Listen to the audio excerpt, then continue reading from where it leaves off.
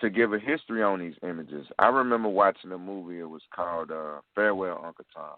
I employ a lot of people to go and check that movie out. Especially, if you're in the black community, you really need to check it out. It's very deep, and it'll make you think. But when they was doing it, they was like giving a tour of the plantation. We talk about the sisters having the different baby daddies. And I remember I was telling you a while ago about the slave breeding. That stereotype comes from the slave breeding of that time, which is the reason where that stereotype, where the seed of that stereotype really just, to me, comes from, because that's what would go on. You would have them breeding us like that, where you would have this woman that would have different children by different men. Even the men, they would take their prize slave, the biggest one, the one that they felt like was the strongest one on the plantation. And what, for guys who consider themselves players and pimps and all of that, that was your first player of pimp. He was basically slave breeding. He got to choose between the 12 and the 13-year-olds that were ripe for breeding here. He got to do that. He got to breed in the new slaves, which is important to note because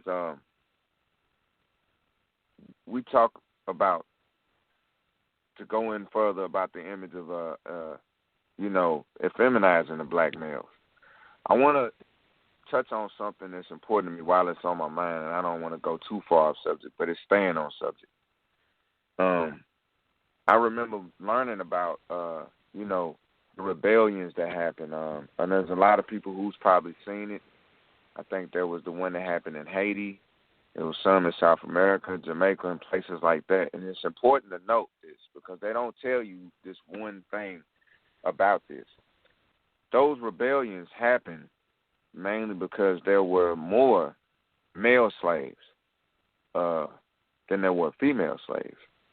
And the reason why I'm pointing this out is because I'm going to get to a later part in the story where it kind of makes sense anyway. I'll just go on with it. But basically there were more male slaves than there were female slaves. So these rebellions happened earlier on, like in the 17 and 1800s. Y'all can check these out.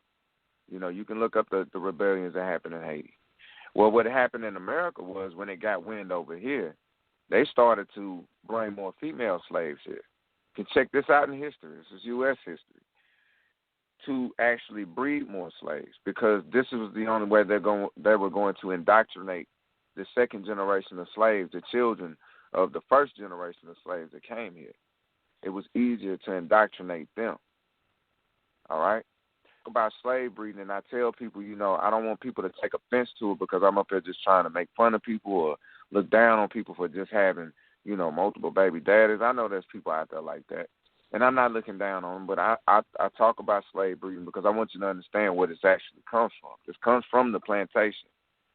Because when they did this, they strategically did this to indoctrinate the second generation of slaves so it would be easier to make them do what they wanted to have done. It would be easier to make them go to church and not question what was being said in church and not question what was in the Bible. Because we're not, a lot of people don't know this. It wasn't a thing for slaves to read back then. So a lot of the stuff that's been repeated that came from slave times probably ain't even in the Bible, if you want me to be honest. But all of this stuff comes from, from back then. And when we talk about a feminizing black man, you have to understand if we're feminized, how are we going to have somebody to stand in guard or keep things from happening to us, to our community? You should want to encourage the masculinity. I'm not saying that, go against your gay friends or turn them down or don't speak to them no more. That's your relationship. But please don't speak against the masculinity. Don't come up with terms like toxic masculinity when a man is speaking about being a man. Only when he's speaking about being a man, not some chauvinistic bull crap. I'm talking about when a man is being a man. Please don't shut that down. I ask you, sisters, don't. Which is the reason why I posed that question. We don't have enough black masculinity, which is one of the reasons why I feel our children are the way that they are. No discipline. We don't have no direction out here. And it's such an encouragement to, you can get on welfare and you can you can leave that father out. You know, you just pretty much slave breeding. You got the guys; they in on it too. You know, you can be an I got to hit independent that raw. woman that don't need no man, but you'll need us.